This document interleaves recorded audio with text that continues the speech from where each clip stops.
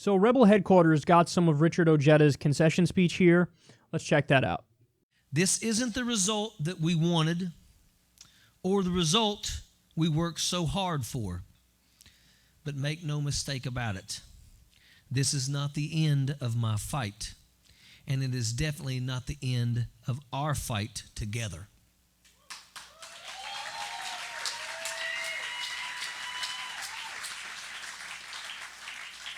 This fight started on Blair Mountain. When working West Virginians stood up and fought for better wages, job safety, and more. Our coal miners kept this fight alive during the Pittston Coal and Rum Creek strikes. They stood together in solidarity so that their families could have better. Earlier this year, our teachers continued with this same fighting spirit when they stood 55 strong.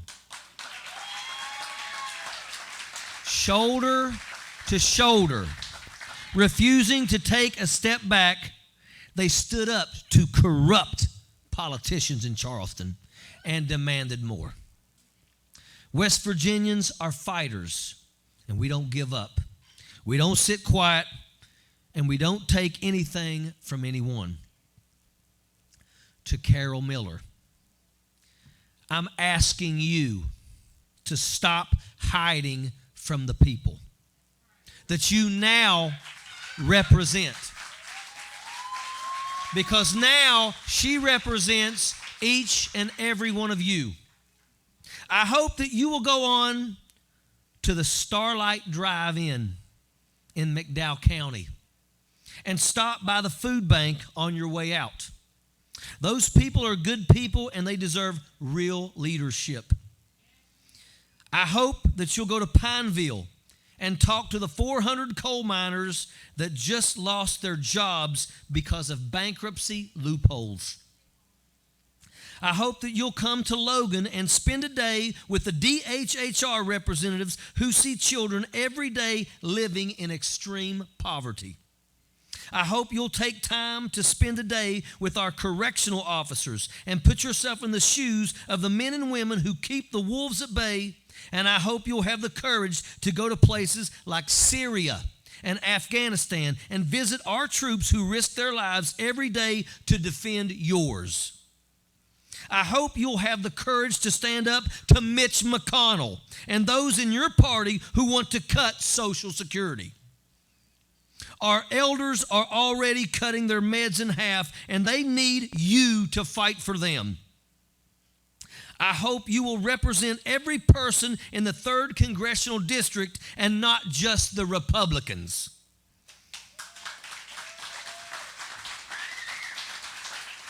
I hope that you will have the guts to stand up to President Trump if he has an idea that will hurt poor working class families in West Virginia rather than being a simple yes man or woman.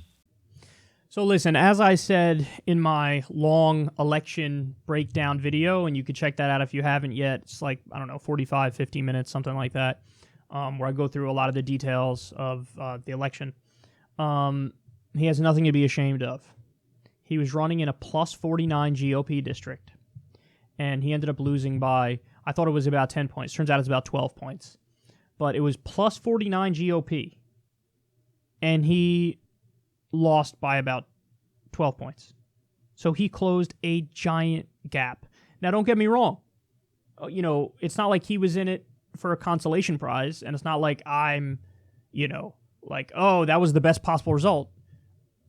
I mean, actually, I think it was the best possible result in this cycle that anybody on the left could have gotten. Like, he outperformed anybody who was in his position in that particular district, which is literally one of the most red districts in the country. But I still wish he won. And I honestly thought he might be able to pull it off.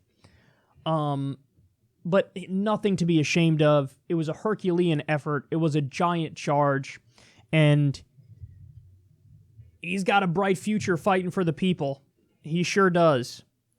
And let's let's just keep everything in perspective. And that's the point of this segment. The fact of the matter is, and I think the best example of this is the point David Sirota made. Joe Donnelly ran, he's a Democratic senator. Joe Donnelly ran basically as a Republican. Like all of his ads, socialized medicine sucks, build the wall, I fucking hate immigrants. Just down the line, I love Ronald Reagan, all right-wing shit. Joe Donnelly was leading by 1 point in the polls, and he ended up losing by 8. He underperformed his polls because he was a Republican he was a Democrat who ran as a Republican light, if not outright Republican in his case. Right next door to Indiana in Ohio, Sherrod Brown ran as a left-winger. He's a Democratic senator in Ohio, a state that Trump won by a lot, and he won re-election as a Democratic senator in a state Trump won by a lot, and Sherrod Brown won by 8 points. How? When the bank bill came up to deregulate Wall Street, Sherrod Brown was leading the charge against it.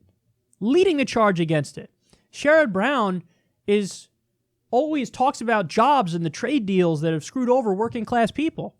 So in other words, a Democrat ran as a Democrat, what a Democrat should be, and he won by 8 points. In the neighboring state, a Democrat ran as a Republican and lost by 8 points.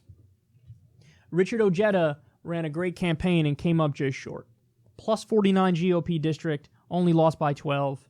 Next time around, who knows? Maybe he can edge his opponent out, depending on exactly if he's in the same district or if he runs for some other office. Listen, the only person who really seems to be immune to the general trend here is Joe Manchin.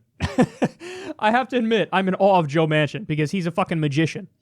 He ended up, to be fair, he won one of his elections by like 20 points or more, and he won his last election by 4 points, so he slipped big time, but he still won, and he is a Democrat that repeatedly spits in the face of his base, but he really is like the only one. But I could give so many other data points against that. I mean, again, the McCaskill point is great. McCaskill got her ass handed to her, but Progressive Ballot Initiative in her state won by a lot. So it's like, run more left wing, but Ojeda has nothing to be ashamed of. I give him massive credit, and I think he has a bright future, and a lot of candidates should follow his lead.